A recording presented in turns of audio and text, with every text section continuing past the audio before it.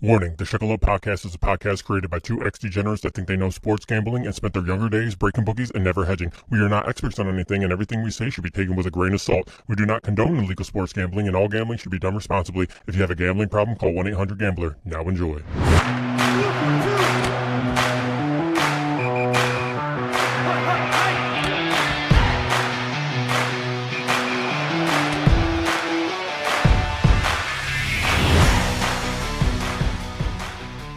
Hello, everyone, and welcome to the Shekle Up podcast, where we try to help you navigate the eternal abyss of the always stressful, mostly toxic, but the very entertaining world of sports and sports betting. I'm one of the hosts for today, Anthony. With me, I have the Rizzly Bear. What's up, Rizzly Bear? Yo, yo. And I have Hunter Keister from the Made on Ridgeway Sports podcast. Let's go. And he's taking a dump while doing this podcast. And I also have K-Mac from the Made on Ridgeway Sports podcast. Let's go. And you know what? I'm gonna give Eric this little plug here, because he comes on and he's gonna do this thing. And Eric is the Rizzly Bear, not known as a Rizzly Bear, but he's also from a little talk show that you can find on the radio called Night Talk. Go ahead, Eric. Let the people know about Night Talk. Night Talk is simply a program that's on Annunciation Radio right now, in which we discuss all the good deeds that the Knights of Columbus are currently doing in the area. And we bring on different guests each week, and we kind of review their stories. And it's a really nice, wholesome program. And you can catch that every Saturday morning at 9:30 on Annunciation Radio, 89.7. Awesome. For all you delinquents that go to church on Sundays, listening to this podcast, you can put it in your bets while in church and listening to Night Talk with Eric in the pew. I don't recommend doing that, but hey, no. I mean, there's. Oh, all right. That's funny. That's funny. Eric's been a big part of the podcast, so I wanted to get his little plug in, because he does more than just this podcast. So. I appreciate it. Thank you. Oh yeah, no problem. I know you're buttering me up because I know what's coming. Oh no, it's not. We'll save it. Coming. We'll save it for last, because God damn it, between your goddamn team and Florida State wants fucking me again on a goddamn parlay. Ha! Why would you take them again? You know, because you would think, oh, we got our teeth kicked in. Maybe we won't get our teeth kicked in again. Man. But we go and get our teeth kicked in again. So, no. College football, right? Yeah, college football. But let's talk about college football. Everybody on this podcast had a good weekend except for Eric, Hunter, and Kurt. So yeah. Wow. Guys couldn't even cover. Funny. Couldn't even cover. Did you guys? No. Absolutely not. God damn it. I didn't put money on you anyway. I put money on Penn State. And that was a fucking disaster. That was a nail biter. So I had a parlay Penn State and Texas. So I hit Texas, but did not hit Penn State, man. It was a rough one. Talk about the Michigan game a little bit. What did you guys see this week when it came to playing a big power team from the SEC now? Kurt, you could start. All right, man. So where do we start with this? The offense played dreadful. Too many three and outs. And you can't beat a team like Texas without scoring the first touchdown until late in the fourth quarter. Defensively, we got ran on, and Quinn Ewers, when he got pressure in the pocket, stepped up and made plays, and they outplayed us. They outplayed us big time, and we have no quarterback. And when your best player is fumbling the ball, it's just a bad day, very bad day. Yeah, I think for me, the QB play is where I'm going to start. I think that I've had a couple of days to think about this game, and, I really said the whole time that I just wanted to see a competitive game and see Michigan keep this game close. And they weren't able to do that. I think that falls on a couple things, but most importantly, it falls on not being able to find a replacement after having a star quarterback for 4 straight years. The incompetence in recruiting or using the transfer portal that should now be at your disposal. We don't do that. Instead, we opt to use what we had already, and that has been, like Kurt mentioned, absolutely dreadful. They've only allowed Alex Orton to throw the ball a handful of times. That's how much faith this team has in him. And Davis Warren has looked really, really bad. Just doesn't go through his reads. I can't believe he's our starter right now. I can't believe this is the situation we're in right after winning a national championship. I think it's sad.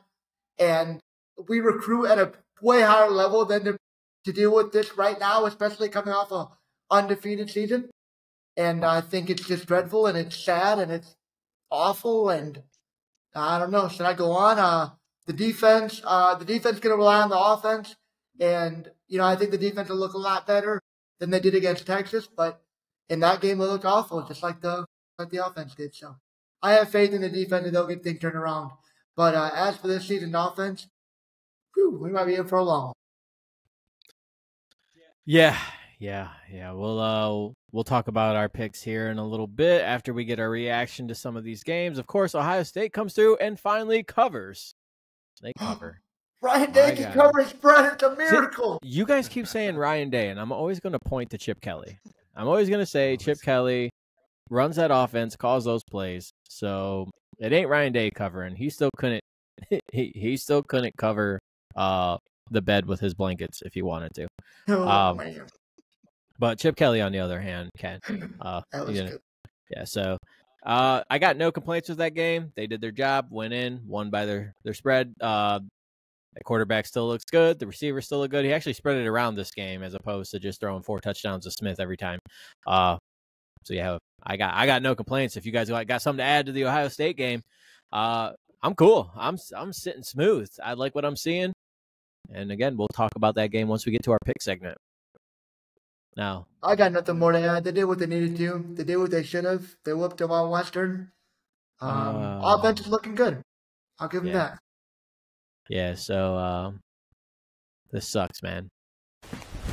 Emotional damage is what Eric is suffering right now. I knew that was coming. I told you. I knew it was coming. Because Notre Dame, man. Notre fucking Dame. I wish I had taps. I should have played taps, and I don't have that, and I need to get that on my soundboard. If you don't know what taps is, it's the trumpet. Yes, beautiful.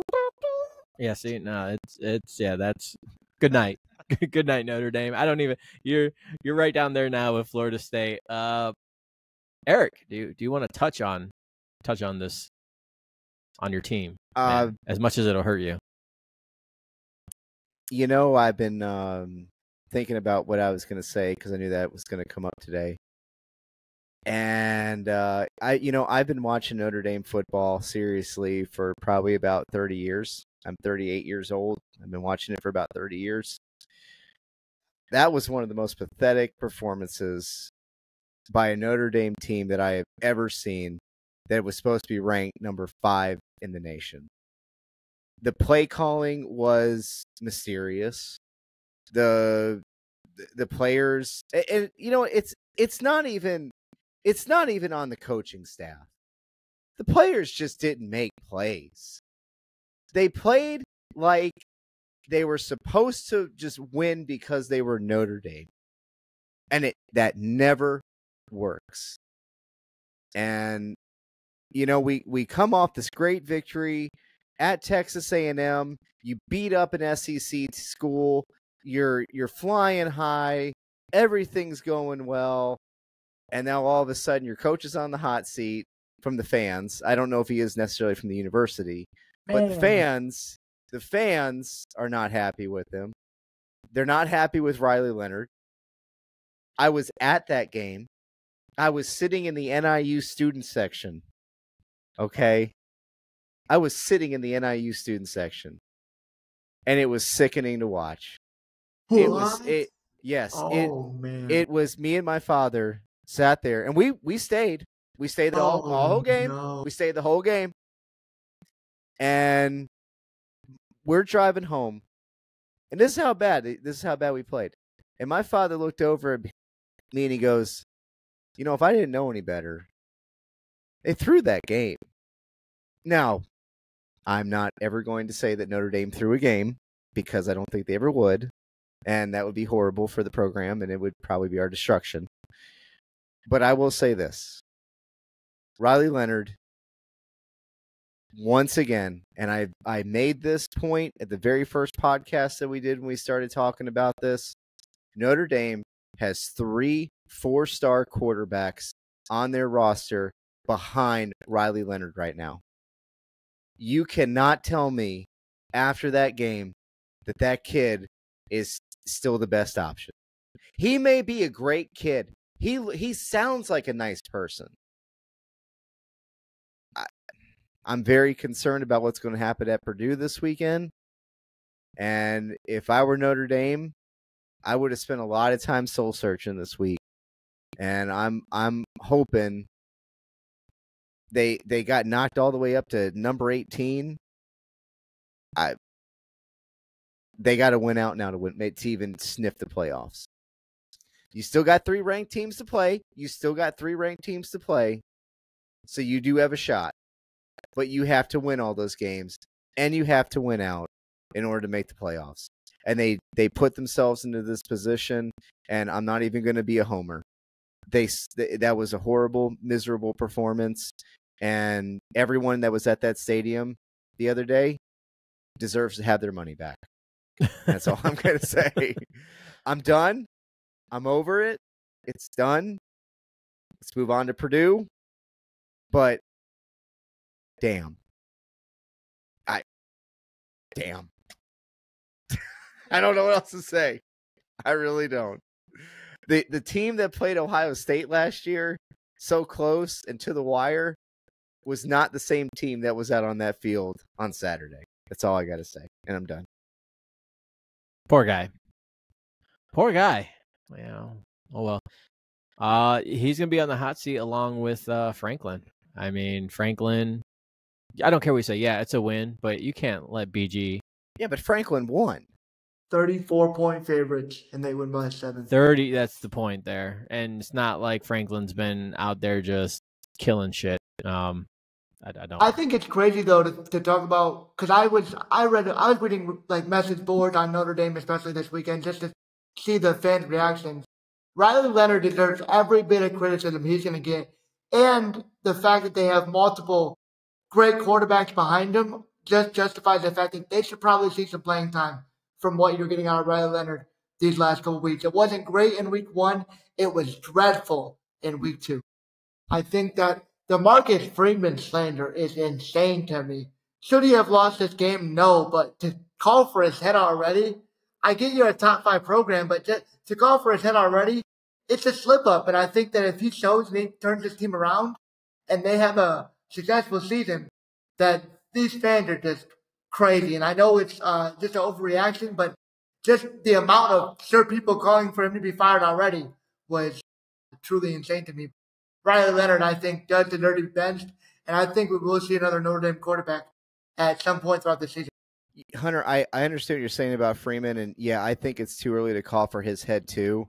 But this is now 3 straight years where we're losing to MAC schools. We lost to Marshall last year. We're losing. We're losing to NIU. How do you lose to NIU? 10 players on the field. How do you lose to NIU at Notre Dame? Hunter, I get what you're saying, and yes, I think it's a little too early too. But I get what you're saying, though. I get what the fan base is. I get where the fan base is. This has got to stop. It's got to stop. So, get my blood pressure up. Have a heart attack right here on the podcast. Sorry, that'll make for good content. It will. So, at least I can laugh about it. You know what I mean? Yeah. All right, so let's get into it, guys. Let's do it. Yeah. So speaking of Notre Dame, let's just start with them since we're on the topic. Notre Dame is taking on Purdue, and you kind of scoffed at me, Eric, when I said Purdue's kind of a tough team. They play teams tough. They do. So for me, I'm taking Purdue with the 9.5 points until Notre Dame can prove to me that they can do it. I don't know if it was that much. I don't. Yeah, I haven't seen anything Notre Dame related in 2 days. I'm sick. I was sick Saturday. I was sick. I had to do a lot of drinking Saturday night to put some things behind me. I had a lot of demons chasing me around Saturday night. And they were chasing me all for 2 hours all the way home from South Bend, Indiana. I feel you know that guy. Who's the guy? Michigan State, the radio announcer, Mike. Did Tony or Mike? I don't know. I'm not familiar with radio guys. Well, look. I'll tell you this about Notre Dame game. Do not bet on Notre Dame this weekend if you're a bettor. Take your money, okay? Put it in your pocket, okay? Let the change in your pocket that you pick up along the way add interest to that dollar that you put in your pocket. Okay? Do not bet on Notre Dame this weekend. Don't. Don't do it. Don't do it. I'm a diehard Notre Dame. My man cave is full of Notre Dame stuff. I've got Rudy on VHS. Okay? That's how far I go back. If you're looking to burn your money, take it out of your pocket right now and set it ablaze in your front yard, because that's the same thing that would be if you bet on Notre Dame this weekend. I'm not saying they can't win, and I think they will, but don't bet on Notre Dame this weekend. Don't do it. Don't do it. Please, don't do it. I didn't plan on it. Again, Purdue. What do you guys think, Kurt? What do you think about the Purdue and Notre Dame game? Do you think it was just a fluke that they not NIU took it to them, or? I'm probably gonna say I would take Purdue with the points. I was honestly pretty surprised to see how heavy this line was. I'm not sure if it's at Notre Dame or at Purdue, and it's still a 9.5. Wow. Yeah, I'd rather Purdue. It seems like Notre Dame has been in a few close games, and until they get a convincing win, I'm not really gonna buy in. It's just plain and simple. Yeah. Well, that's the ghost in Hunter's house, in the bathroom that he's in. Whatever the fuck that was. But yeah, no, that's all right. Yeah, no. What do you think, Hunter? I think this line is heavy at 10.5. I think that a double-digit win for Notre Dame is just crazy to think about coming off this game. I think that if Riley Leonard continues to play, I don't know. I think Purdue could keep this game close. I think that hopefully a quarterback change is coming for Notre Dame and they try out one of these quarterbacks. But I know they lost Jeff Brom, who was the mastermind behind keeping Purdue in all those games all those years. But now at 10.5, I think I'm probably going Purdue. If it was a little bit lighter, I'd probably go Notre Dame to cover. But at 10, I can't give them a double-digit win right now. That's I totally understandable. Let's go to the next game. So Ohio State has got a bye week, so there's no game for Ohio State. So we got Arkansas State and Michigan, and the line is 23.5 in the favor of Michigan, even though they did not cover last week. And it was a tough team, Arkansas State. Not Arkansas State, but Texas. But this is Arkansas State. So what do you guys think? I'm going to go to the Michigan guys over here first, and let me know from what they've seen in their offense if they can even score against the lower-ranked teams. Yeah, I'm going to confidently say I'm going to take Arkansas State plus 23.5. Without the defense's turnovers the first game, we didn't even score 20 points with the offense. So I don't even know if this offense can score 20 without some turnovers by the defense. And I think the defense will play a lot better, but I can't trust in this offense. So I think Arkansas State definitely covers at 23.5.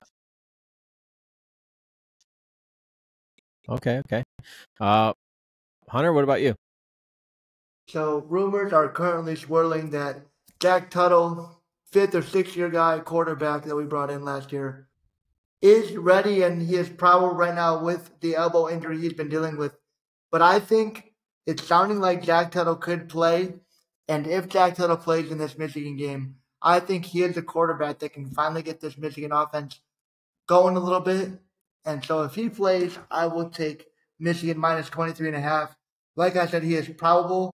So I will be looking at that because if he doesn't play, I don't think anything changes about that offense. And I think it's going to be another defense wins it for us type game, no matter the opponent. I just have no faith in that offense. Maybe the offensive line will play better against a way lower opponent, but I think that the running lanes haven't been there at all. Davis Warren has been about as bad as he could possibly be. And so yeah, I have little faith in this offense, especially with Davis Warren. They gotta let Orgy throw or something. Like something's gotta change. Yeah, I agree. Eric, you get to talk about a team that doesn't depress you now. So yeah, I know. It feels good. You know what? I think Michigan wins. I think they're a better team than Arkansas State, but I think you have to be very careful about taking a huge point spread like that, especially with a team that just kind of got run through. I just think I think Michigan. I don't think it's unfair to say that Michigan fans kind of knew that it may not be Michigan's year to repeat. You lost a lot of things. You lost your head coach. You lost your quarterback. You lost a lot of defensive players and offensive players, and I think it was more or less just a bump in the road last week. It was just a rough game. Texas is on another level right now. They're a really, really good football team, well coached, and they deserve their ranking. But am I going to take Michigan at, 26? Is that the spread, 26? Yeah. No, 23.5. 23.5? Yes, 24. That's a little too rich for my blood. I would seriously look elsewhere to put money on this weekend, just to be on the safe side, because sometimes after you get over those heartbreaking losses, you sometimes have a little bit of a drawback or a little bit of a regression on that team, and you might find yourself still in a close game at halftime. So I would be careful. I wouldn't really touch that point spread this week. No, but unfortunately on this podcast, you have to make a pick. So gun to your head before I pull the trigger. I'm going to take Arizona State in the points. Okay, see, there you go. Or Arkansas State, excuse me. I'm going to take Arkansas State in the points. Yeah, same goddamn difference. No, I'm kidding. Oh boy. Yeah, no, and we come here with our randos, and for me personally, I got two games. I'm gonna go the Miami and Ball State game. I don't know if any of you guys got that, but my minus 36.5 Miami. I like the way Miami's been cooking, so I'm gonna take that. And then I got Duke minus 16.5 against UConn. I'm going to take the Dukies, 16.5. Nice. That's good picks. Yeah. Nice. What do you got, Kurt? I went to a rivalry game, or used to be a rivalry game, Oregon State. Oregon's past two games have been really close wins, and so I like Oregon State with the plus 16.5. And then another game I went to was some LSU versus South Carolina action. South Carolina plus 6.5. Brian Kelly, as we know, up and down. I don't know if he covers by a touchdown. And what's a rivalry game? SEC.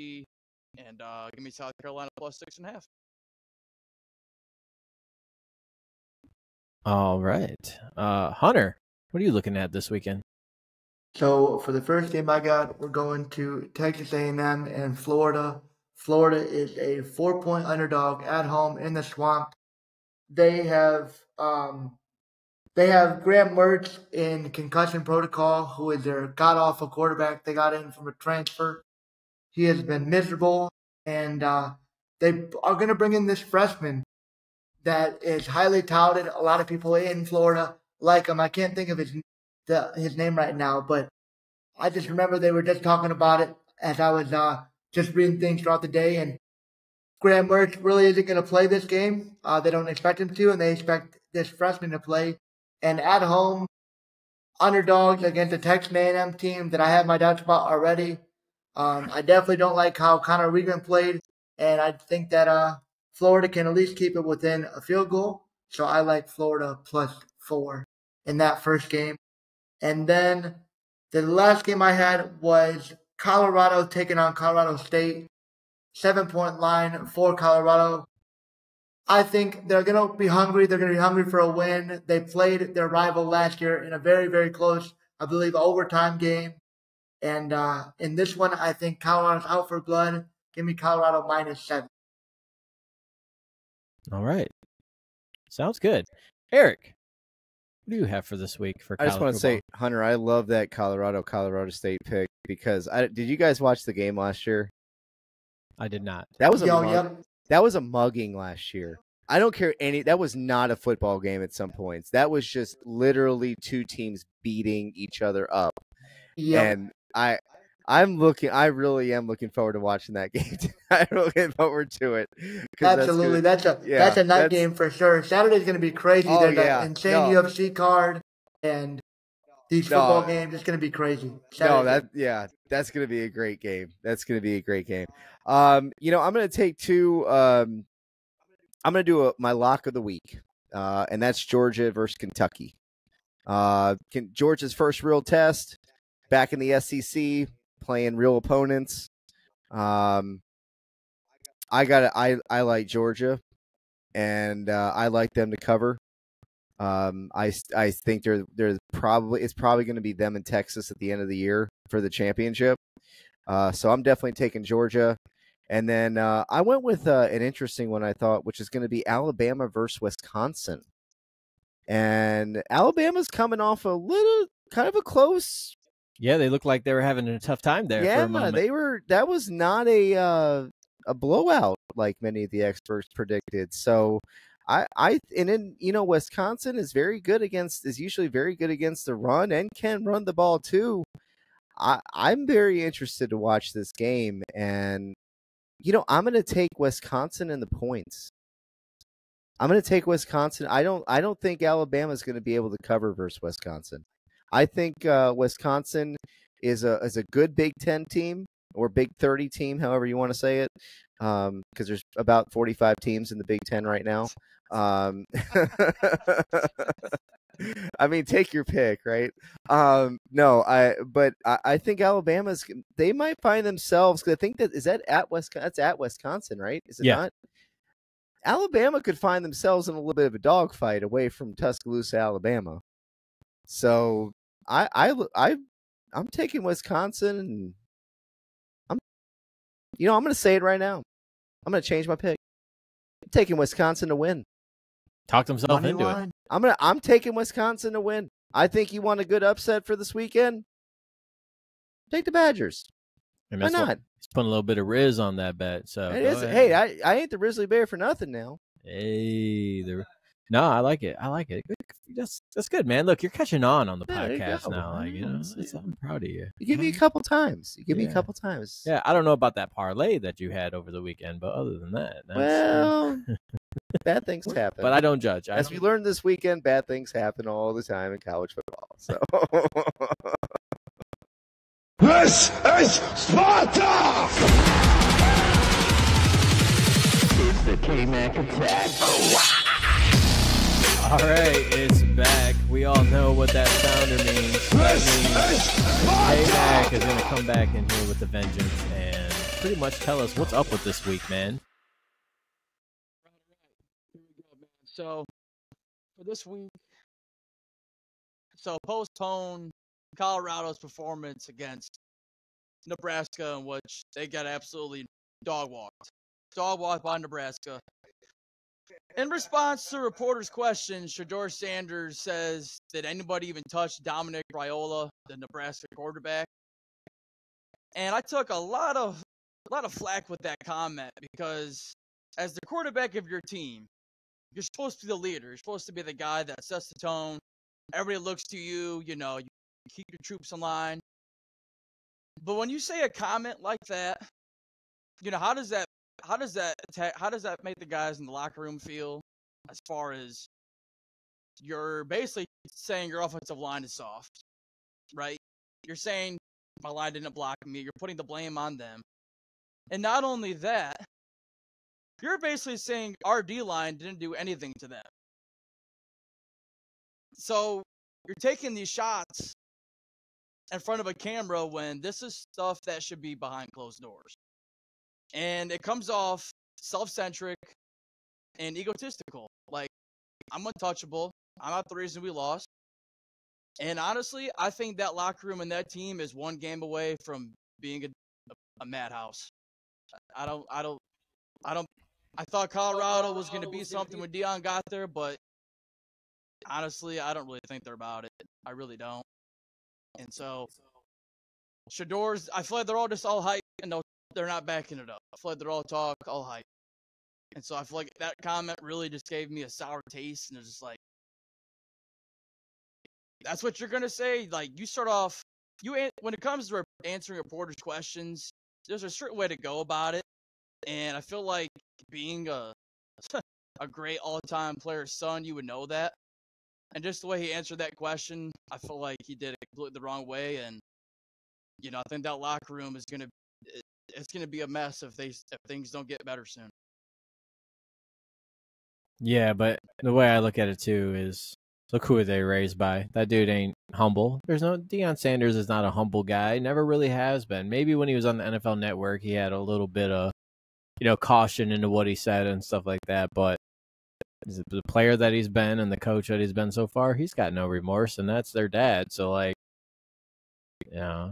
I just think like apple doesn't fall far from the tree kind of thing, Yeah, I mean, I don't know. It's like you just got your butt spanked. Just accept the loss, and I don't like finger pointing. I really don't. I really think that was a poor move. Do you think that affects his draft stock? Absolutely. That stuff matters for sure. I mean, if you can't be blamed, I just don't know how you can go. How does their relationships with the guys in the locker room moving forward? How does that go? Like, you just called your D line and your offensive line soft. You basically just put we're all supposed to be a team, but that's not a team attitude. That's not a team mentality. That's a me mentality. That's like, I can only do X, Y, and Z, but like you said, Deion's the same way. So.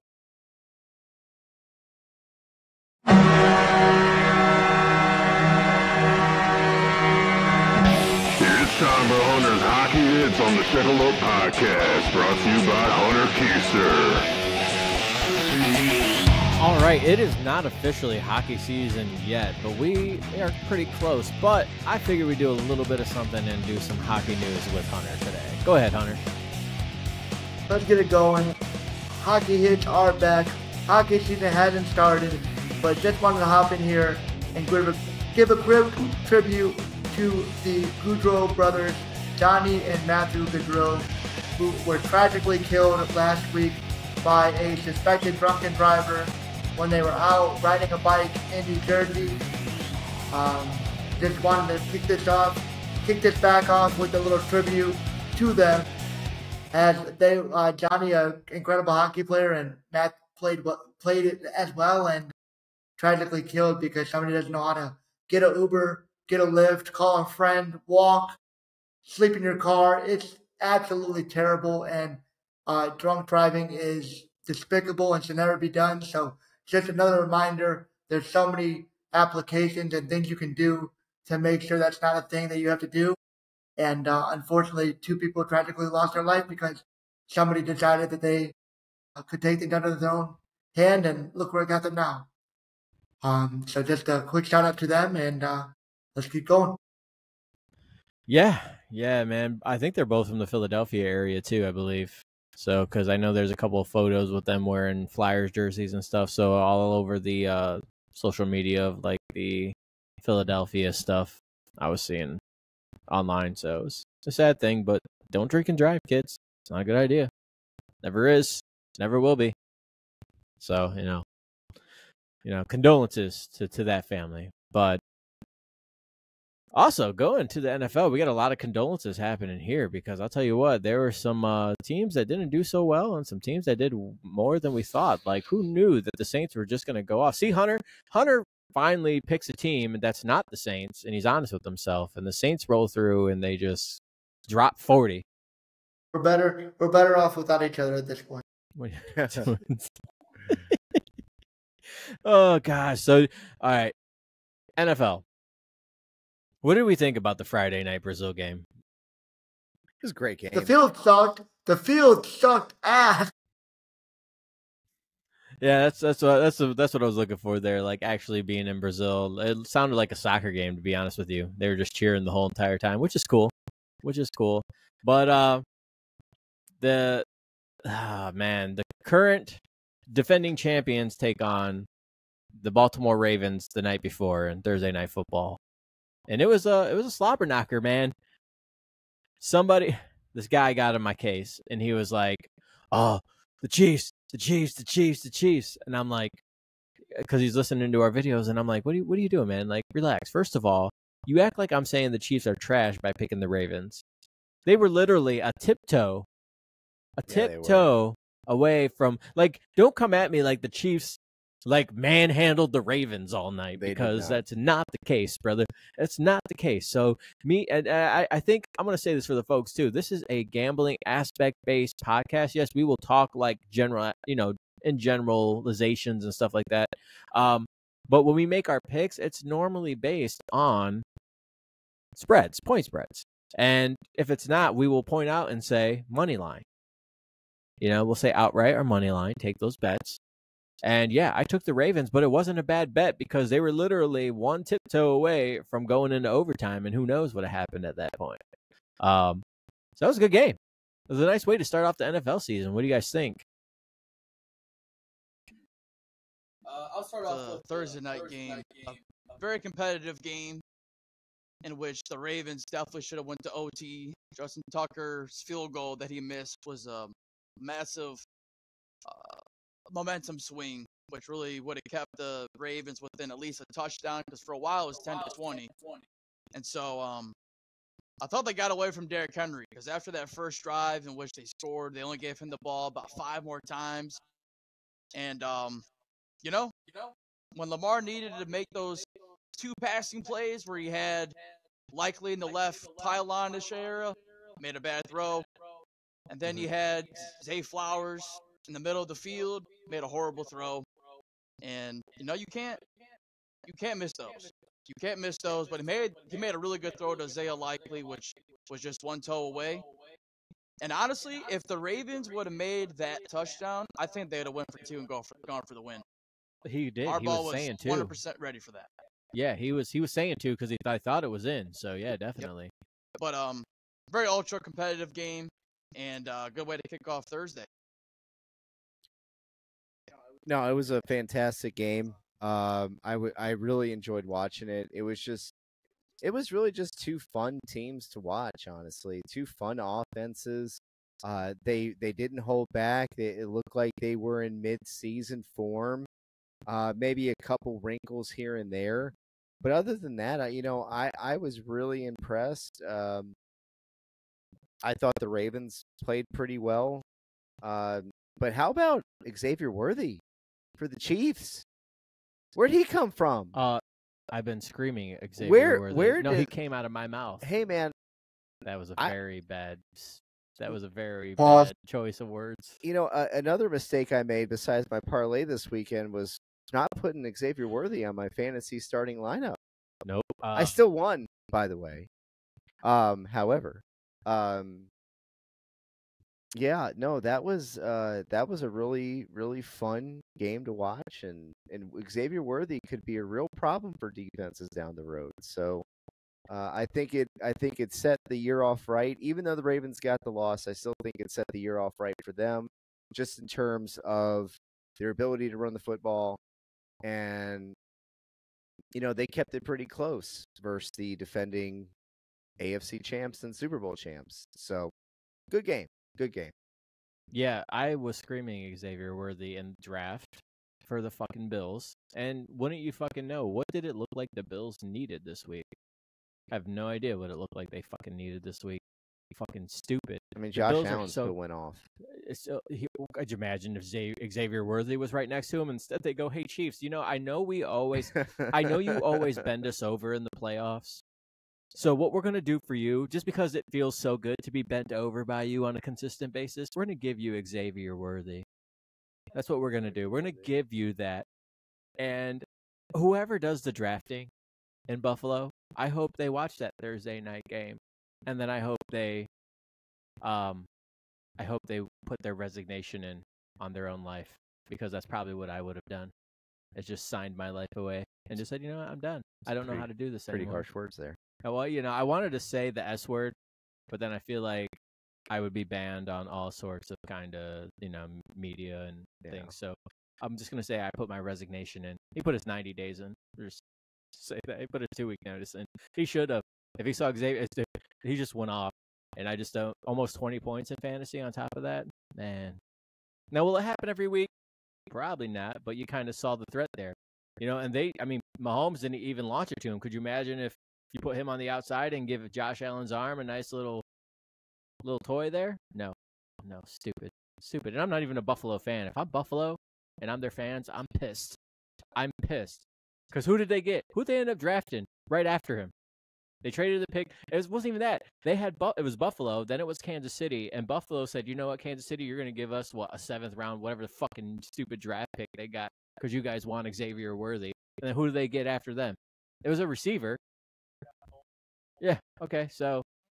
First round. I thought they just exchanged picks. I could be wrong. I don't remember.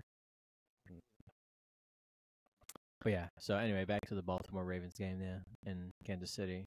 Xavier Worthy's going to be a beast in this league. I have one complaint about the games from this weekend before we go on to other games. Does it seem like anybody else, the officiating in the NFL is just sometimes absolutely so over the top? It seems like every other play there is a penalty. They're calling something or other.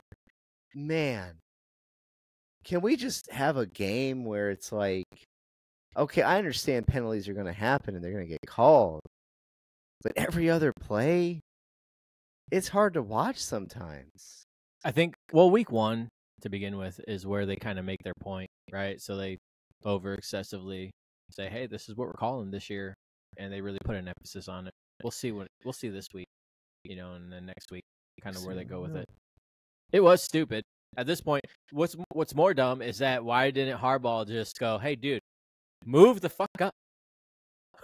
just move up. Like, what are you doing? Jesus. Oh, god damn. But Kurt, that's your division rivals, man. I'm just saying, man, like, in general, I didn't know I'd walk in here and say that the Steelers are at the top of their division right now. Yeah. But Justin Fields is their quarterback. It's one week. But, yeah, I would say they was way off with that Cleveland-Dallas game. Cleveland got absolutely worked. Money line, baby, on Dallas, and then I used that little profit booster for Dallas money line, and I got Dallas at plus 228, and I put a decent amount on them. Nice. Let's just say that last week I started off with $25, and I'm playing with house money for the rest of the season. Thank you, Dallas. That's nice. We'll just leave it at that. That's pretty nice. Yeah, I'll say that much. And the Bengals usually start out slow, but wow. Yeah. Who would have guessed the Patriots beating them week 1? I'll take that credit again.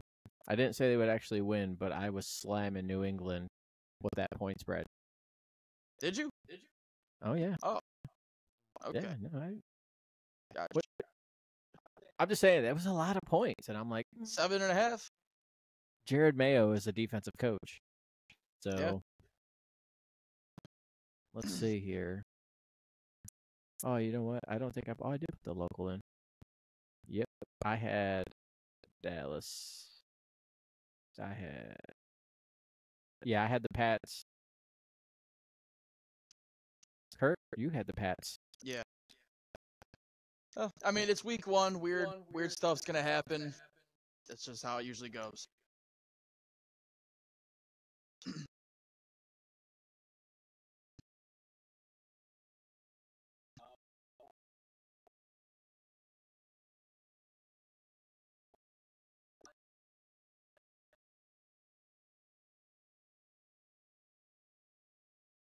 Rams. The Rams. God, yeah, no, it was, but my mic was muted, so that was really weird. I was just about to stop you, Tony, because that shit was. Yeah. So anyway, I was saying that we're gonna move to the north side of things and talk about the Lions and the Bears. Yeah. Caleb Williams. It's now the Caleb Williams show up there in Chicago. The Lions win a close game with the Rams. I figured that one would be kind of close. Two good defenses. For some reason, just like in the playoffs, the Lions still forget that they're a running team until the end there and finally get Montgomery a touchdown. I thought there were going to be way more points in that game than what they were. So, I don't, what do you think, Eric? I think Montgomery took over that game in the fourth quarter. He made that one drive that they scored on, that he scored his rushing touchdown on. If you go back and watch that drive, they should be showing that film in every running back room in college and in the pros. He absolutely, no prisoners were taken, just ran right through Los Angeles. And it was beautiful to see. I love running the football. I think people forget about running the football. I don't think people value running the football as much anymore. There is still a place in the NFL for just good old-fashioned, hard-nosed running the football. And I'm sorry if I sound 85 years old when I say that, but you know what? It's absolutely true. Montgomery took over that game. But, I mean, Jamison Williams, wow, what a game for him. 121 yards receiving and a score. If I were the Lions, I'd be a little concerned. You gave up almost 400 yards of total offense to the Rams. Then again, it was Matthew Stafford, and it's not like they're bums. Cooper Kupp. They're not bums. Yeah, I know Nakua went out, but they're not bums. They're not bums. But for your defense to give up 400 yards of passing, you probably need to fix some things, and you're going to need to fix some things going forward. So, but no, I mean, I thought the Lions played a great game. I thought Goff did pretty well. 217 yards passing, 1 touchdown. Of course, that one was to Jamison Williams, over 300 yards of offense. So your offense looked good. I would like to see that secondary get fixed a little bit. But especially when you're giving up 304 yards passing. But overall, hey, the Lions found a way to win, and they did, and they're moving on. They're going to be favored in their next game versus the Buccaneers. They're +6. And I would feel comfortable taking that. It's like if my offense is putting up 300 yards and we're running the football pretty well, and we got Goff is still managing the game successfully, I would feel very comfortable taking the Lions +6 next weekend. yeah, it was a good thing. Now let's talk about your team now, man. I want to know what you thought about your boy. I wasn't trying to be a homer. I wanted That's to talk about the Lions. You did talk about the Lions. All right. Because you guys, if the Lions would have lost, you guys are sitting there at the top of your division with the Vikings. I know, and that's crazy to think about. You know what's even crazier? This is the most bear shit ever. I sat on my recliner on Sunday, and I'm watching the Bears game. It's 17-0 Titans. They're getting blown out of the water. And I'm just saying, goes another year. That's another year for you. Down the train. Do we have it? Down the toilet. Do you want a toilet And flush? then the most Bear thing happened. The Bears scored 24 points and didn't score an offensive touchdown. These are the stats. 84 yards rushing. 2 for 13 on third downs. They only gave up 2 sacks, so that was okay. You only had 64 yards passing. And if you're not a math major, I added it up for you. That is 148 total yards of offense, and you scored 24 points and won the game. Jesus.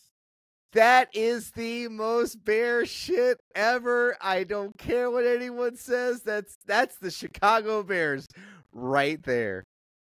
We play every phase of the game except for offense because we just don't need to. But no, our defense was absolutely the star of the show. Only gave up 244 total yards of total offense. They kept the Titans at 3 for 14 on third downs. 2 interceptions, a fumble. One of the interceptions by Tyree Stevenson. That gave you your lead, and that was turned out to be the winning score, and 3 sacks to go along with it. And of course, you had Jonathan Owens score on the punt block, which once again, don't know anything about Jonathan Owens other than he's married to Simone Biles, but hero of the game. Man.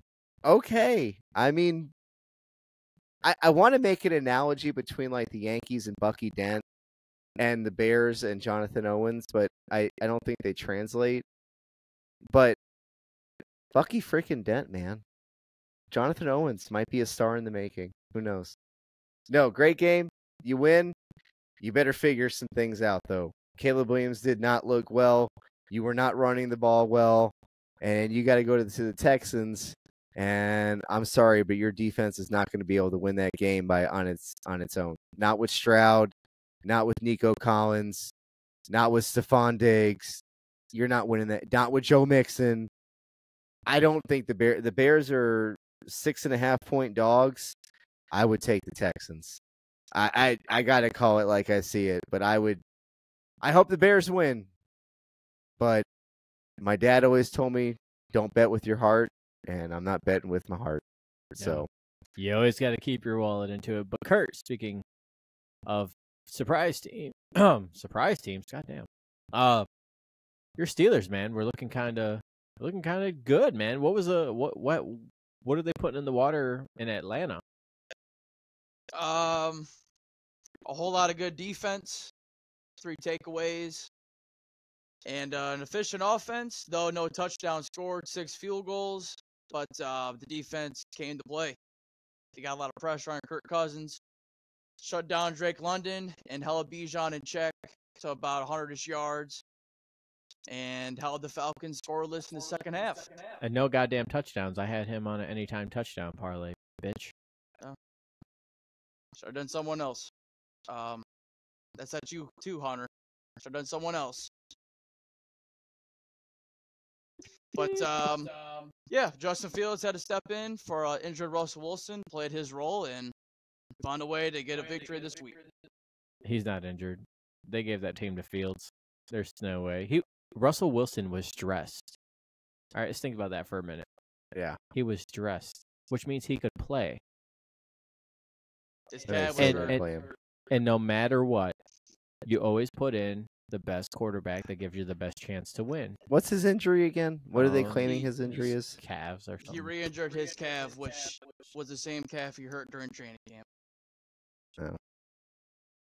Yeah. So Mike Tomlin pulled him aside and said, hey, I'm going to need you to just sit down. Yeah. All right. Eric, we were just talking about your division, and the Eagles did you a favor. You did? The Eagles did do you a You favor. did. Yeah. They went and they took out the Packers in Brazil. Yes, they did. Another fantastic game. Yeah. I was on the Saquon Barkley bandwagon. I've been excited about it. It added a new dimension to the offense. And there's absolutely, I know he's a great player, but 3 touchdowns should have been 4. Should have been 4 touchdowns. He makes a whole entirely difference in that offense. Now, I mean, come on, Swift wasn't running like that last year. We haven't seen a running back do that kind of stuff that he was doing on Friday night since Shady McCoy. And I don't care how good the Cowboys looked. They're a one-trick pony. They have CeeDee Lamb, and that's about it. Don't give me Ezekiel Elliott, because by the time midseason comes, he's going to be on some kind of stretcher in pain. But and the Eagles, I mean, think about this. Eagles scored almost 34 points on that garbage ass field. Not at home. Covered the 2.5 against a pretty up and coming Packers team. I mean, Jordan Love kind of sucked that night, but I mean, he was missed there. I mean, you can say what you want about the field, but I mean, there were times he was throwing it into the dirt when it didn't need to be thrown into the dirt. And not even getting that pressure. The Eagles didn't have, I don't think they sacked him once, except at the end. The Eagles' young defense looked pretty good. I was pleased with that. Quinyon Mitchell looks like he's going to be a dog. He might not be a shutdown corner just yet, but looked pretty good to me. C.J. Gardner-Johnson makes a difference. Reed Blankenship gets his first interception of the year. Me and Owen call him the White Mamba because he's just out there, man. He's just out there. But I'm pretty pleased with the Eagles all of a sudden. You know, the Saquon Barkley pickup is very nice. Yeah, man, I got nothing bad to say. I like the way the offense looked. The only issue I think I really got, and he cleaned it up a little bit, but not totally, is Jalen Hurts. Why did you throw it in the seam when your receiver was covered by 3 defenders? He was trying to force it. He Yeah. threw for 266 passing yards. I would try my luck too. Yeah, and thank God our defense, which is supposed to be god awful, stops the Packers in the red zone and holds them to only 6 points twice. Yeah. Because that could have been 14-0 game really quick, and then got totally out of hand. Well, if I'm the Packers, I'm a little worried about my defense right now. You just gave up 400 yards to a very good Eagles team. It's like, what's that going to look like? I mean, this is a team with playoff aspirations. You're going to have to probably play a team like the Eagles in the playoffs. That a lot of people have Super Bowl. Well, you ain't. Well, I mean, a lot of the stupid talking heads are saying Super Bowl for the Packers probably. Do you know that out of all nobody had the Eagles winning that game. Yeah. No, I mean, nationally, nobody had the Eagles winning that game because of all the Packers love. So you're absolutely correct, Eric. Yeah, and I think that, I mean, first off, obviously I never want to see a player injured. And right. I never want to see that. And, my best to Jordan Love. I hope he gets better soon. Because at the end of the day, this is just a game. And this is how these guys put food on the table. But he didn't. You're right. He didn't look good. But Packers are going to have their hands full with Anthony Richardson next week. That's all I can say. They might. The Colts are actually favored in that game by 3.5. Oh yeah, you're looking at that one eyeballing it, huh? I am a little bit. That seems like a nice little bet, especially when their defense is giving up 400 yards of total yards. Yeah, I'd be careful about that if I was Packer Nation. The Hunter, you were raising your hands there a little bit. What did you think about that game? I thought it was good. I think that, like I said, I think it could have been better if the field wasn't a complete shit show. Soccer field 2.0. But I think the Brazil crowd was a different, unique atmosphere, and I hope they continue to do games like that at least once a season. But I think it was a cool way to kick off the year, Cool little Friday game. I hope they keep that for maybe a week of the season. And yeah, if they would do some different venues would be cool too. Yeah, I will say that the rest of the NFC East, Kurt, you talked about the Cowboys game a little bit with the Browns. Cowboys look good. That defense looks kind of nasty under Zimmer. Curious to see if they can hold up, if he can do something with Michael Parsons and hopefully he stops over pursuing, maybe, coach him up a bit and get him a little more disciplined in other areas. But the Giants just suck. What can I say about the Giants? Daniel Jones sucks. You think about this. You handed that man $160 million and then said, because we're paying you, we're not paying Saquon. You telling Saquon to walk. So you get the performance of Daniel Jones on Sunday after the Eagles performed with Saquon Barkley on Friday. And waking up as a Giants fan just had to be god-awful. Giants fans are like, oh, we can squeak a win. Minnesota don't got a quarterback. And then they forget that Sam Darnold is a starting quarterback in this league for the most part, has been. You know, he might not be a good one, but he can start. Man, the Giants are just awful. They played dreadful, and those jerseys looked dreadful. Yeah, they did. What Those was were that not again? good jerseys. Say that again? They played dreadful, and their jerseys they wore like throwback jerseys. They looked dreadful. Yeah, I dare you to. You see the helmets? Did you guys see the helmets? The Wannabe Michigan winged helmets? I did not. I didn't see the helmets. I saw the jerseys, like photos of it and stuff like that, but I did not see the helmets. They not like us. They not like us. And then as far as Washington goes, they're about the same. Daniels could be good. It's one of those things where, like, I don't really know, man. Like, at this point, they just need so much. Both of those teams just need so much. And it's going to be between the Eagles and Cowboys. And really, it's going to be against a really good Cowboys defense versus that really good Eagles offense in the end. And we'll see. Like, I don't want to sit there and downplay the Cowboys offense, but really, it is CeeDee Lamb and Ezekiel Elliott, and then that's it. Like, it's not like our offense where it's... You got Brandon Cooks. No, don't give me Brandon Cooks. He caught a touchdown. The Browns were already quaking, as Hunter would like to say. Quaking. I like So- that. That's pretty funny. Hunter, stop Like massaging that. your tables. Thank you. Listen, Deshaun Watson. Listen, I want to say this about Deshaun Watson since around that game. The Deshaun Watson from Clemson died on the massage table. Okay, he's no longer Man, with us. he is long gone. Dude, that's insane. That is utterly... I don't know how you fall off a cliff like that. How... Dude. Bro, like... It's not funny. It's not funny. I don't find, like, you know, obviously, but I mean, like, I won't ever say, like, those type of allegations are funny, because that's really going to affect him as a person. It's going to affect the person that it happened to. And, you know, like, but you're the starting quarterback and getting over $100 million a year. And you have all these things going on. What are you doing? I will be honest, I'm very surprised he is not on the NFL's exempt list right now. Is that what they call it when they put, yeah. Something like that, I'm very surprised he's not on the exempt list right now. And I will, for the most part, I want to hear all the facts. Right. I want to hear all the facts so I can make an educated decision. But you keep putting yourself in this position. This keeps happening and happening and happening. And it's like you can only smell smoke so long before you see the fire. Yeah.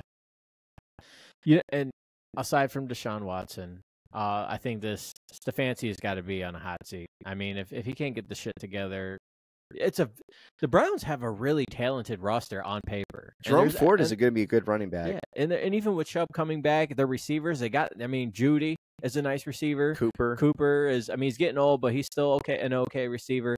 That defense is again one of the best in the NFL, if not the best in the NFL. And you can't seem to just get off the ground and do anything. That's coaching. Say what you want about players. That's coaching. And at this point, I'm ready to just kind of throw the towel in on Stefanski for the Browns. I mean, I know some Browns players like him because he was better than the last guy, but no, Stefanski, I mean, it doesn't seem like he's a good coach. And I'm sorry, Browns fans, if he can't fucking figure it out at this point, he's out. I mean, because you run into a defense like the Steelers, they're going to mollywop. I mean, the Ravens, even a slow Bengals team. I don't see the Browns getting over that hump. And I wouldn't be surprised if they do end up at the bottom of the barrel because the quarterback can't get it together and they just not working well for him out there. All right, guys. So it's about that time. We're going to get into our pick segment. And, of course, as always, we start with Thursday Night Football. And we have Buffalo at Miami. And Miami, kind of a little bit back and forth with Jacksonville.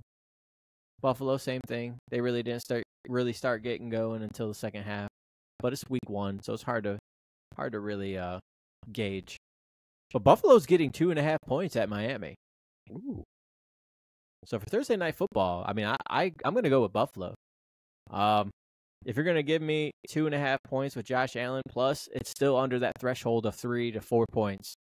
So it's coming down a little bit, which tells me almost Bills outright. So depending on the money line and what it looks like on Friday, I'm going to pay attention to that one for sure. And that might actually be an official bet for me that night. I might actually put some money on that one. But yeah, Buffalo plus 2.5, giving me points. What do you guys think about that one, Kurt? Yeah, I'm also taking the Buffalo Bills plus 2.5. Really struggled the first quarter and a half against Arizona, but came roaring back down up 10 or 17 in a high-scoring game there with the Cardinals. And recently, in recent years, Buffalo has pretty much owned this rivalry, if you want to call it that. Though Josh Allen suffered a hand injury to his left hand this past weekend, I don't think that'll hinder his game too much because that guy plays through about anything. But I'm definitely rolling with the Bills here on Thursday night after Miami struggled with Jacksonville and won that game by about a field goal via a game winner. So, Buffalo. All right. Hunter, what do you think about this game? I'll say this. Not only did the Dolphins struggle with the Jags, but now also both their running backs are questionable to play with 2 different injuries. The shorter week could also hinder their ability to play, and if they do play, they're probably not at 100%. With that, I think I would go Bills plus 2.5. Definitely not in favor of the Dolphins right now.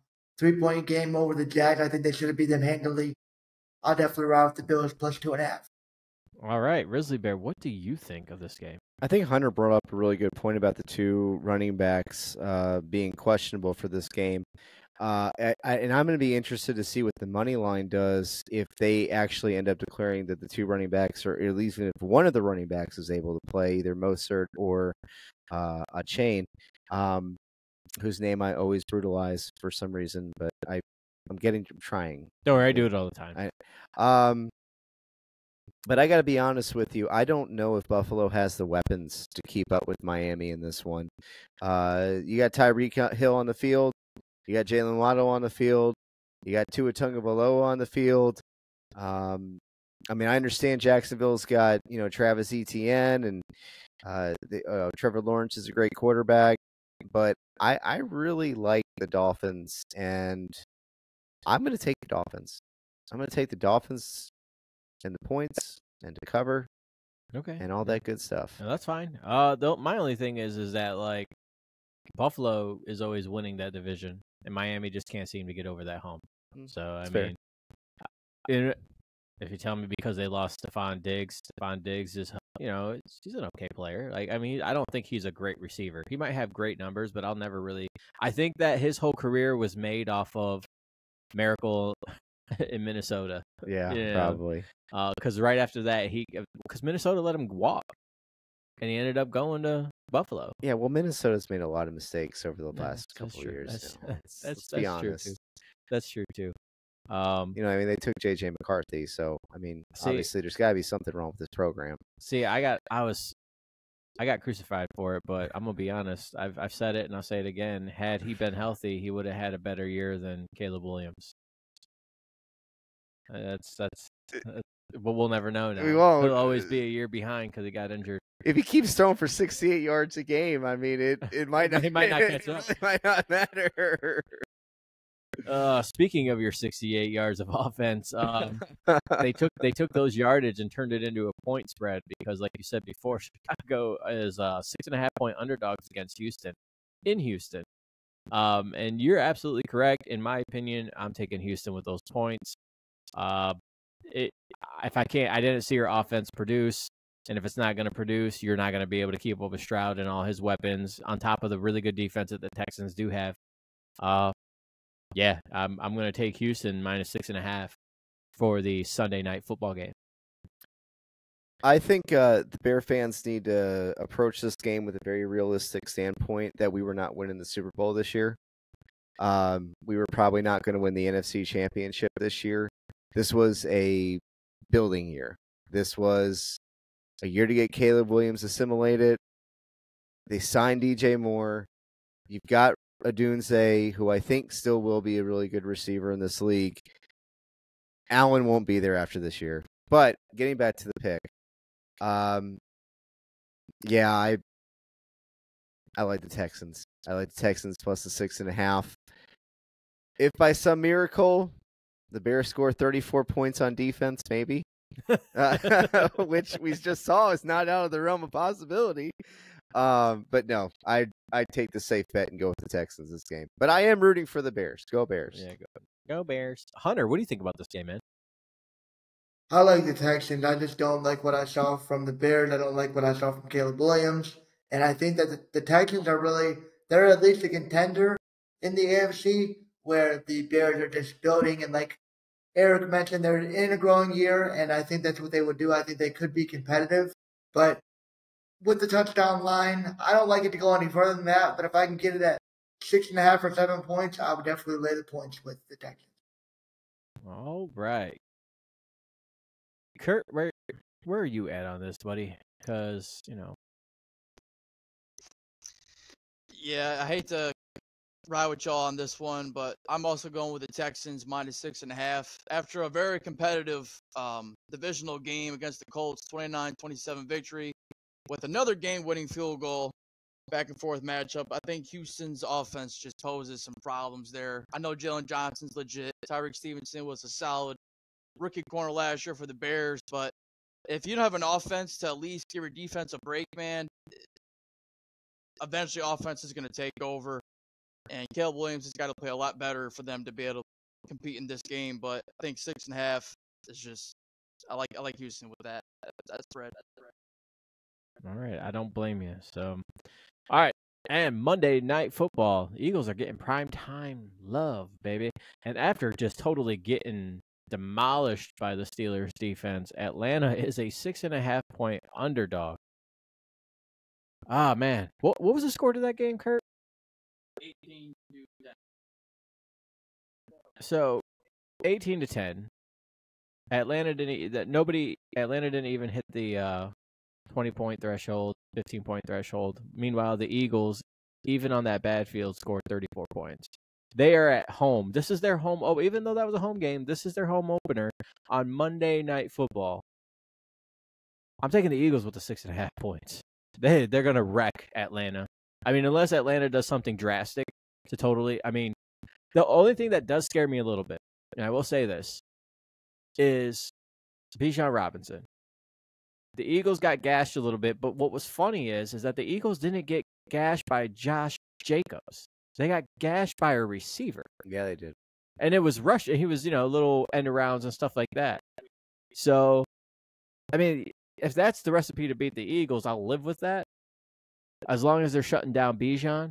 But I'm not afraid of Atlanta's receivers. I mean, I just, there's nothing. It's kind of like the Bears case. Like, I didn't see anything from Atlanta that goes, well, we need to worry about that. And meanwhile, the Eagles have 150 things that Atlanta needs to worry about. So I'll take it. I'll take the Eagles with the point, with the point spread, obviously minus 6.5. Kurt, what do you think about that?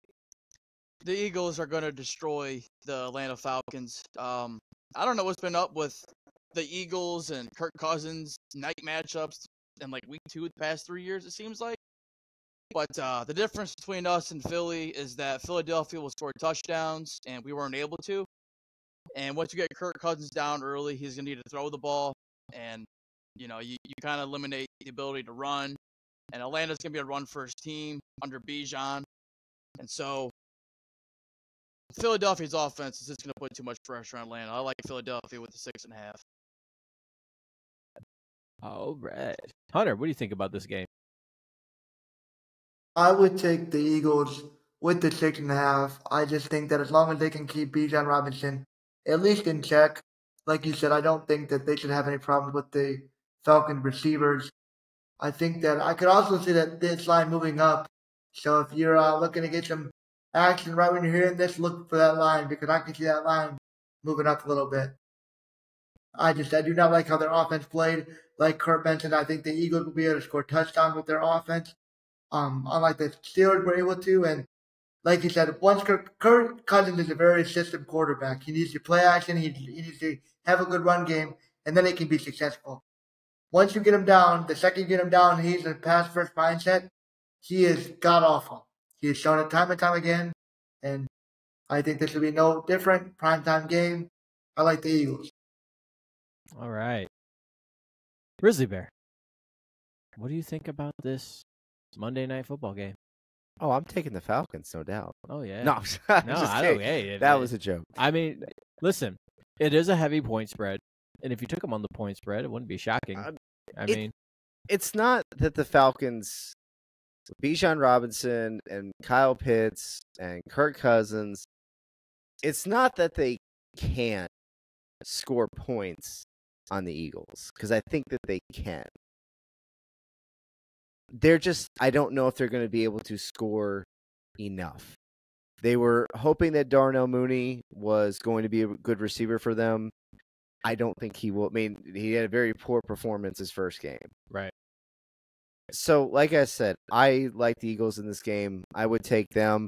Like I said, I do believe the Falcons will be able to put up some points, but not enough points. Yeah. So go with the Eagles. And here's the thing, too. Like, and I'll say this, that even had Green Bay been in Philadelphia, they probably would not have scored as much as they did because it would have been a nasty place to play. I mean, Philadelphia is it doesn't get as loud as, say, Arrowhead or Seattle or anything, and that's just because the acoustics, aren't the same. But You're not getting the Southern hospitality when you Right. go to Philadelphia. right, so, it's going to be, and then like I said, Monday night games. They're going to show out. It's their home opener. People are going to be drunk, so it's going to be pretty rough, especially for Kirk Cousins because he was a Redskin before he was a Viking and all that. So the Philadelphia Eagles are familiar with him as fans, and we tend to give him the business. Although I will say that normally, and it sucks that it's a primetime game for Kirk because we have destroyed him in primetime games. During 1 o'clock games, Kirk Cousins actually has an excellent record against the Philadelphia Eagles in 1 o'clock afternoon games. They got to stop putting Kirk Cousins in prime time against the Eagles. Bro, you're going too far into the analytics. I know. It is. Bro, you're going too far into the analytics on that one. You got to stop. You're a better team than they are. Kurt, what do you think? About the Atlanta Philly game? Okay, never mind. Yeah. I already said that. I'm tired. It's late here, folks. I was outside all day. And It's all good. no, that's it. That's it for the primetime games. So we're going to move on to the local. And we got a playoff rematch. Tampa Bay goes to Detroit. It is a 6.5 point spread. I'm taking Tampa Bay with the 6.5 points. They played pretty well week 1. And it's revenge. The Lions kicked Tampa Bay out of the playoffs. Now, I'm not saying Tampa Bay wins the game, so don't get me wrong. I don't know who wins the game. But 6.5 points, I'll take it. Yeah, I actually got on FanDuel. I got Tampa Bay at +7, so it differs site to site. But I do like Tampa Bay with the points here. I saw a lot of cracks. Well, it opened at 7. Okay. Because it's on FanDuel now. This is where I got this from. It's now at 6.5. So it came down, which means people were slamming the line. Oh, they might have been slamming the Lions. They could have been slamming. Yeah. Yeah. So. But yeah, like you mentioned, rematch from last year. I like Tampa Bay with the +7. I saw a lot of cracks in Detroit's game that was masked by some really good red zone defense. I mean, Stafford with that red zone pick was huge. And Mike Evans, Chris Godwin, Baker Mayfield all played really good last week. And I think Todd Bowles will come in with a decent defensive game plan. And I think 7 is just a bit too heavy, so give me a buck +7. All right, Hunter, what do you think? I like the Bucks +7 as well. I think that this screams a Detroit close win or a Bucks outright win. I think that Baker Mayfield's starting to find his groove in the NFL with Tampa Bay and kind of shoving it to Cleveland at the same time, showing that he really could be a good quarterback in this league, and it might have just been Cleveland as an organization all along. I think that Detroit got a great defense, but like Kurt said, it was definitely masked a little bit of their flaws, playing some great defense in the red zone. I think that they wanted the game a lot more against the Rams, especially with everything with Stafford. But I think that they may underestimate the Bucks here a little bit. And at +7, I'll definitely take them to at least keep it within a touchdown. All right. Grizzly Bear, what you think about this game? It's gonna be a very competitive game, and I would essentially, I mean, with the Lions would have to win almost by 2 scores. I don't see that happening, so I would probably take Tampa and the points as well. Yeah, that would be but it's gonna be a very competitive. It will probably be one of the best games of the weekend. Right. Do you think Baker Mayfield keeps up the hype that he's been going around? I mean, he got a lot of flack for the Browns, and let's face it, this is another reason why I think Stefanski is out the door. You go and you trade Baker, and then you go and pick up Weenie Watson, and that really has been a shit show. And to be honest, if them two played each other in the playoffs or something, let's just say, just in a game, I think Tampa Bay has a good chance of beating the Browns. I mean, right now, Baker Mayfield is a better quarterback on the Tampa Bay Buccaneers than Deshaun Watson is for the Browns. That's what's crazy. Poor guy was getting abused out there in Cleveland. Absolutely. Considering Baker had been the first guy to lead them to their first playoff victory in 30-some years, I can't believe the slander he got. Yeah, did he play as good the next year because of a shoulder injury? No, but they'll try to defend it, but the real Cleveland fans would know they've lost on that Deshaun Watson trade to Houston, and Baker has played better in a Cleveland uniform than Deshaun ever has, and that's just what it is. Yeah, and then I also will say on the Lions side, if they can remember that they are a running team, they could cover that line. Unfortunately, they may forget until the fourth quarter, and it'll be a closer game than it needs to be. So we're just talking about Cleveland a little bit. Cleveland is a underdog, 3.5 points against Jacksonville. That's a standard line. Jacksonville's the home team. It's -3.5. I'm still going to take Jacksonville based on what we've been saying with a lot of these teams. Cleveland didn't show me much aside from defense until I see it on offense. I can't. I mean, the Jaguars still got a decent defense. I'm not saying they're not the Cowboys defense, but by any means, I need to see it. Maybe Deshaun Watson gets his stuff together, but for right now, I'm taking Jacksonville with 3.5. I'll see how that line moves, kind of read it later. It might not move because even the offense of the Jaguars, that's still kind of wishy-washy too. I mean, what's his name? Trevor Lawrence has not performed. He hasn't lived up to the hype, man. I mean, all this Trevor Lawrence is gonna be one of these generational quarterbacks coming out of Clemson. He's got a great arm. He can move a little bit. Dude, he doesn't. He's okay. He hasn't done a whole lot. So I don't know. Kurt, what do you think about this game? Yeah, I was having difficulties with this game because Trevor Lawrence has been an absolute turnover machine since he's entered the league. And really since he peaked during that playoff comeback victory they've had, he hasn't really amounted to a whole lot. And with Cleveland's tackles being injured, Josh Allen, who's a very underrated pass rusher, could have a big day, just for anyone who looks at defense players. But I like Jacksonville to cover the 3.5. I'm just not sure. Maybe if Cleveland's defense can get a turnover or two, they can keep this thing close.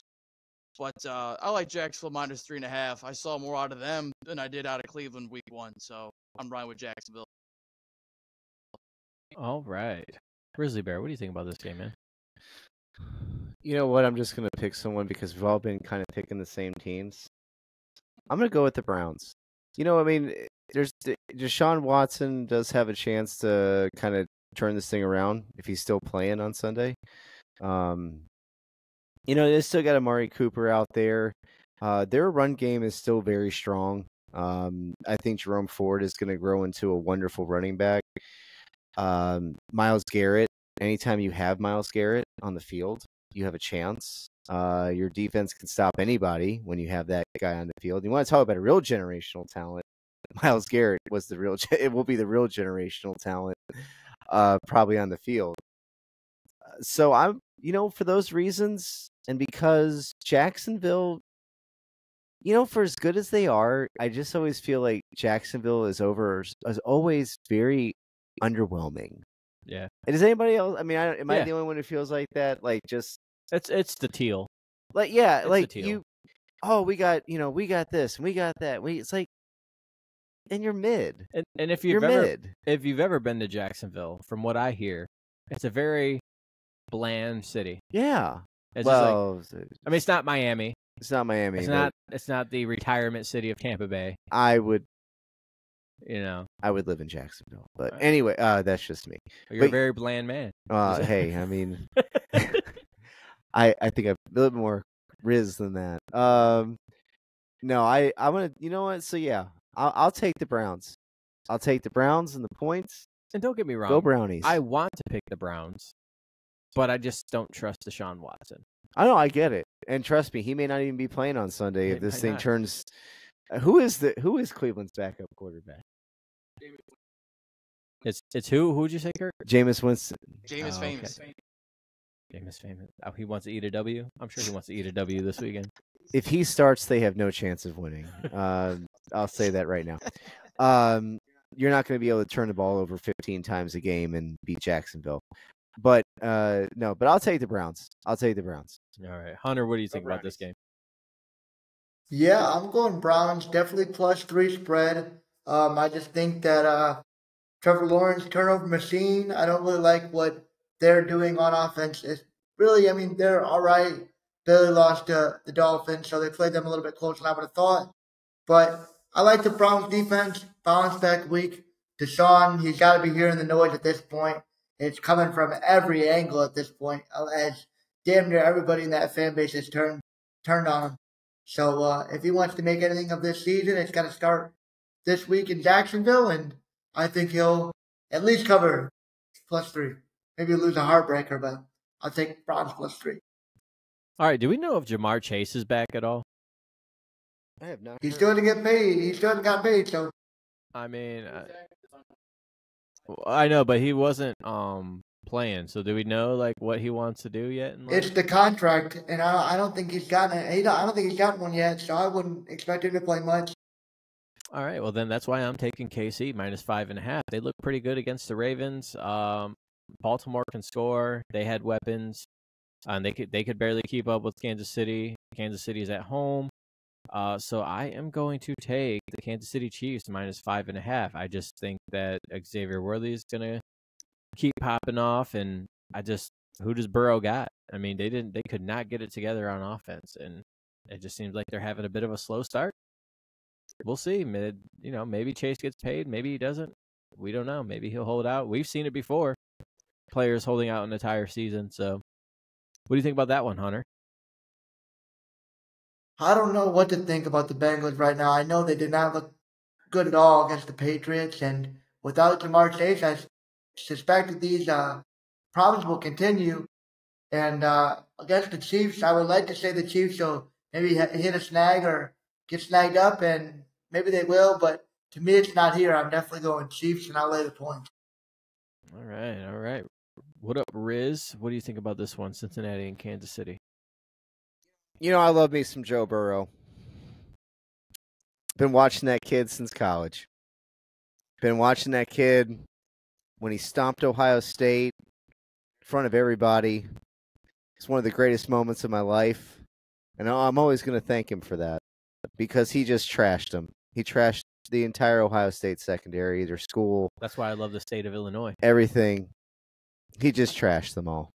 It was the greatest day of my life. The northern part, though. I like. I'll never bet I will never bet against Joe. Go Joe Burrow. Go Bengals. I think they're going to upset the Chiefs, and it'll be a close game, but I think you're going to see the real Bengals offense come out, especially if they get Chase back. Is Higgins playing this week? Because I know he was out last week. Yeah, we don't know. He doesn't come out till like Wednesday. Wednesday? Okay, so it'd be interesting to see what happens there, but if you have Jamar Chase back, I would definitely take the Bengals. If you don't have either, then take the Chiefs. So I'm gonna bet the Bengals, but watch out during the week as to what happens. Be careful with your wallet on that one. Yeah. Some people would like to stay away, but it's local, kind of, sort of. So we talk about No, it. it's worth talking about. Kurt, where are you at? It's your division. It's your boys. Yeah, we're Chiefs on this one. The Patriots' formula last week was to run all over the Bengals, and Muhammad, I can't say his name, Stevenson, I'm not going to say his first name, ran for about $125, a touchdown or so. And I think the Chiefs are going to look to use a little bit of that formula and sling it all over the field. And I like the Chiefs minus 5.5. Though I think if Chase comes back, I think the Bengals got a real shot to hang within that 5, but with no Higgins potentially, and I think that Joe Mixon loss isn't getting talked about enough. I think the Chiefs cover. All right. Yeah, no, I mean, I can get on board with that. Kurt, I'm going to have you continue. Your Pittsburgh Steelers are a minus, what, 2? 3? 3? So, against Denver. I'm slamming Pittsburgh for you, but it's your team, man. You talk about it. Yeah, this one's got me on the ropes a little bit. We played a rookie quarterback last year in Stroud on the road. In the game, we were favored, and we got absolutely massacred. Listen, Stroud is not a rookie quarterback, okay? He came into the league as a veteran. Yeah, I'm taking the Broncos +3. Denver's a place we haven't won since 2009, and every time we go there, we struggle for some reason on that West Coast thing gives us issues and fits. And first of all, that's mountain time. It is mountain. Okay, you can't call that West Coast. You're out west, okay. But it's the Rocky Mountains, bro. It's not even close to West Coast. Okay, well, every time we go out that way, things don't go well, and Tomlin has a tendency of dropping games we should win, and this is one of those games for me. I like Denver +3. It's the curse of Tim Tebow. That's what that is. It's the curse of Tim Tebow. Ever since you dropped that dime on you guys to what, Demaryius Thomas? Is that who it was to? All right. Rest in peace, that man. Yeah, rest in peace to that guy because he's a great receiver. Yeah. Now, Hunter, I'm gonna be completely honest. I paid zero attention to the Chargers. How did Harbaugh do in his debut? They looked great. They got a nice mark. I would say it was double-digit win for sure. Was like 22-10 or something like that, 27, something like that. I think that they played good football. They played winning football. They did what they were good at. They ran the ball well. They played good defense.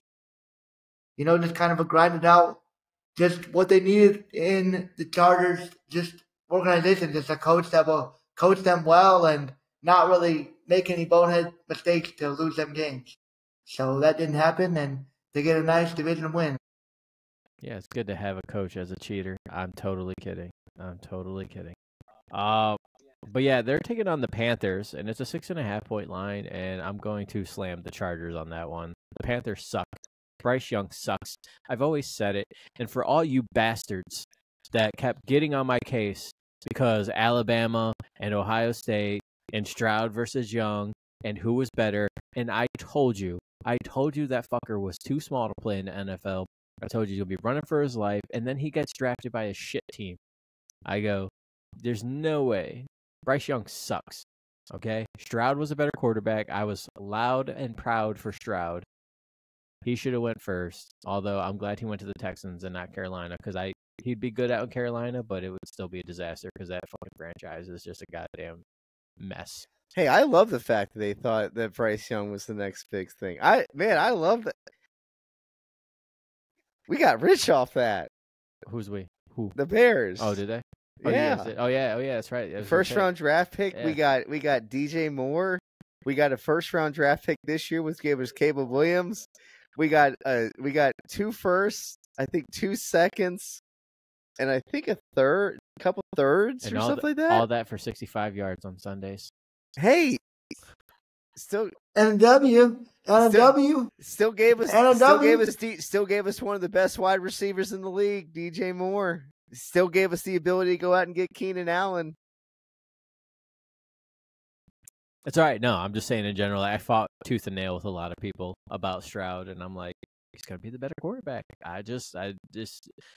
Bryce Young is just too small. Like I said, he's like Deshaun Jackson playing. It's like Devontae Smith and Deshaun Jackson out there playing quarterback. Like it's not gonna work. Yeah, it's just not. So Hunter, what do you think about your LA Chargers and the 6 points? They will absolutely cover that. Absolutely cover that. I'm gonna say. I don't like the Panthers at all. No doubt about that one. Panthers suck. LA's good. Panthers stuck. Bryce Young, too small. Right. So, all right. Our random picks, I did 2, but I actually have a bonus one because I kind of glanced at the line. But my 2 picks, I got Washington versus the Giants, and we just talked about how they're 2 shit teams, and the point spread is 1.5. I'm going to take Washington Redskins minus 1.5 against the shitty Giants because the Giants are just that shitty. I believe in Daniels more than I believe in Daniel. Yeah. So, give me Daniels and the Washington Commanders versus Daniel and the Giants. And then I'm going to head over to Arizona. We're going to Arizona. We're going to the desert, Kurt. It's not the West Coast. That is the desert. And we got the LA Rams a plus 1.5 against Arizona. Now, I know everybody's excited to see Kyler Murray running all over the place, but when your quarterback has to run like that all over the place, that tells me that your receivers can't get open. Your line is trying to block for you, but really can't. LA Rams, say what you want. They played a really good game against a really good Detroit Lions team and almost won. And I still don't really believe in the Arizona Cardinals, so I am taking the LA Rams with the 1.5 points as the underdog there. And those are my 2 bets, but my bonus bet, and hopefully I didn't steal it from anybody. Did you guys watch that Monday Night Football game? Aaron Rodgers looked 40 years old. Yeah, he did. He looked old. He looked like he belonged back into the cave, sitting next to Pat McAfee in the dark, jerking each other off. And I don't know why New England is getting so much hate. I know it's in New York, but the New England Patriots are 7-point underdogs. Did you just ask why a New England team is getting hate in New York? No. Well, not when it comes to betting. Like, I don't think Vegas goes, you know what? We hate New England. But that's what I mean. Like, okay. I don't understand. I just wanted clarification. I don't understand after the. Just needed clarification on that one. And I don't care if it's the Niners. It's a very poor performance of the Jets' offense with Aaron Rodgers. New England 7 points is my bonus pick. Who are you talking about them playing? New England plays Seattle. That's September 19th. Well, for September 19th, take that. Mark that. Go get that. That's your bonus bet that's right there. That's my bonus bet. It's a future. Yeah. It's a future. You guys are looking at me crazy, and I'm like, I still, though, they got that line out already, and that's kind of crazy. They got the line out, and it's a +7. Slam the Patriots. Do it now. Do it now, because what's going to happen is the Patriots are going to win again this weekend against who? Seattle. Yeah, they're gonna smack Seattle around. I'm kidding. I don't know if they'll smack Seattle around, but they'll prove their point, and that line will come down to 5, and you won't make as much money. So, I guess I'm just gonna turn off my microphone now. You guys have a good day. Sounds good. Do your goddamn picks. I'll head up first. For my picks, kept it all in the NFC. The Vikings playing the San Francisco 49ers. Ouch. 49ers are +7 team. 7, excuse me. Sorry, +7. +7. Take that and have yourself a nice Big Mac meal on Monday because you just won a bet. So I would definitely take San Francisco and +7. San Francisco is going to the NFC Championship game this year. So you're about as dumb as me. It's -7. -7, excuse me. -7. -7. It doesn't matter what it don't matter what the money line is. They're going to win by probably 14. Eric, you know what the spread is? It doesn't matter. It really doesn't. It doesn't matter. It might as well be 10 or 14 or 15. San Francisco is going to completely outclass the Vikings. Let me give the flowers. Okay. Against a really good Jets defense, because I give them shit all the time. The Niners offense, they looked pretty good without Christian McCaffrey. Okay, my always thing with Brock Purdy and everybody is they can't win without Christian McCaffrey, and they usually look like slop. And for a little bit they did, and then they took off. How many passing yards for no talent Brock Purdy? I don't care what his Okay. yards are. I mean, it doesn't help. Almost 300. It also doesn't help though that the almost Jets, 300 out gunslinging Aaron Rodgers. Jalen Hurts 400. That wasn't the team's playing. That was the Jets. Listen, that was the Jets and It's a 2024. 49ers. It's a 2024 season. If you're not doing 500 and above yards, it's mediocre. You know what? You don't have to be flashy. You don't have to be flashy. I know we all want that shiny quarterback that can run a 4.4 and moves. You know, like your quarterback is flashy. Just in a whole moves different like manner, I right? know. Like, trust me. And that's why. Well, we've already talked about that. Anyway, yes. So my pick is to take San Francisco -7. They will win that by more than that. Eric's trying to make me take those flowers and burn them. Like I was trying to be nice to the Niners and Brock Purdy, and he's over here just making me want to step on these flowers. I know what a Super Bowl caliber team looks like, and they look like one. So, is that your only one? Is that no? I also I got the Colts and the Packers. Packers do not have Jordan Love for this game, and they have Malik Willis as their quarterback. He looked awful for the huge. They have decided not to sign a veteran guy like Ryan Tannehill or someone else that's sitting at home right now. They're going with the youngster. At this point, they might get Kirk Cousins because I think Atlanta might just trade him to get Penix in there. So the Colts are favored by 3.5, and I think that's a pretty good line for that game because the Packers are still talented on offense. Defense has got some question marks, but I think Anthony Richardson showed me a lot versus the Texans last week. So I feel comfortable taking the Colts and -3.5. All right. Kurt, what do you got for this week? All right. My first one is the Las Vegas going to the Ravens for their home opener. Current line is the Ravens -9.5.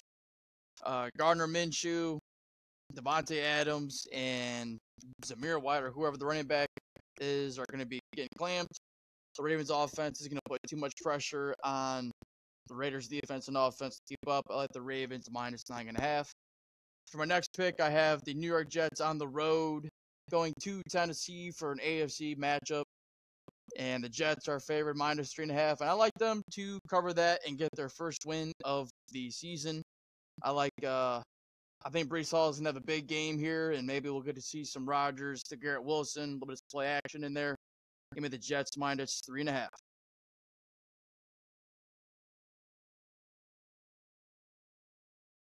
All right, to close it out, I have also had the Colts over the Packers. I have seen Malik Willis play in the NFL, and that motherfucker is trash. He's awful. I honestly, the Packers might not win a game with Malik Willis at quarterback as long as he has to play. I don't have no faith in him. I wouldn't trust him as far as I can throw him. And against a talented Anthony Richardson and a Colts team that's just -3, I'm definitely laying the points with that. And then the only other bet that I really like that I'll probably play from this week is definitely the Chargers beating the sorry Panthers by more than 6.5 points. Definitely will play that as well. And I'll use those for my 2 games. Bro, sounds like a good time there. All right, that's, looks like that. And that's the bets. Those are our picks for that. Oh, man, it's going to be hopefully a money-making Sunday. But you know what? I know I said I had the bonus pick and all that, but, there's a little something. Go!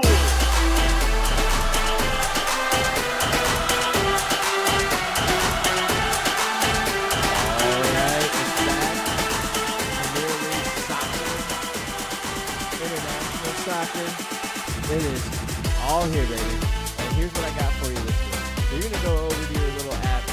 Eric, if you didn't know, soccer is there's no point spread. There is strictly money line. And it's either for a win, a draw, or a loss. Something like that. So either the home team wins, or a win team wins, or there's a draw. You can bet on either one. What I'm going to do is I can just parlay pick of the week. If you guys don't know, for the new listeners, I'm going to parlay all these Premier League picks, and I'm going to make you a little bit of money.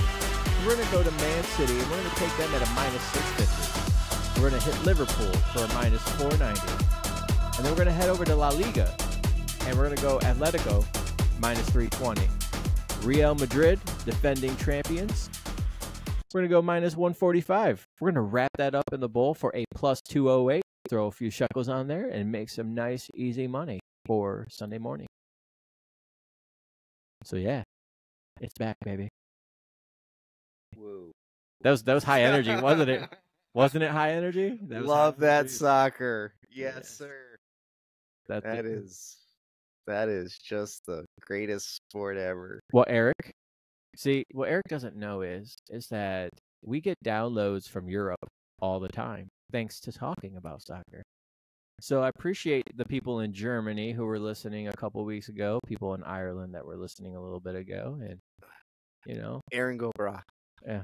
So, and don't pay attention to the Grizzly Bear. He's an American. He runs around in American flag Speedos and has some Oakleys on. And I mean, you make this sound like a bad. Like I can't do this. This is America. You can do that here. You can do that here. Oh, but you know what, guys? If you enjoyed this episode of the Shekle Up Podcast, please go like and subscribe to the podcast and share all of our content on all our social media, like YouTube, TikTok, Facebook, all that good stuff. Head over to Apple Podcasts and leave us a review. It helps others find the podcast, and we enjoy reading them as well, even if they're negative, because I laugh at them. Any cares, questions, or concerns, you guys can email us at shekleupodcast@gmail.com. You can find Kurt and Hunter on everything at Made on Ridgeway Sports Podcast. Go and find the Grizzly Bear at Night Talk, on the weekends there. Go over to Twitter. Follow myself at AnnieUpAnthony. Go follow Hunter at Hunter_Keister_4. It's been a long fucking night. And go follow K-Mac at K_Mac. Thank you for listening. And remember, everyone, do not bet your mortgage.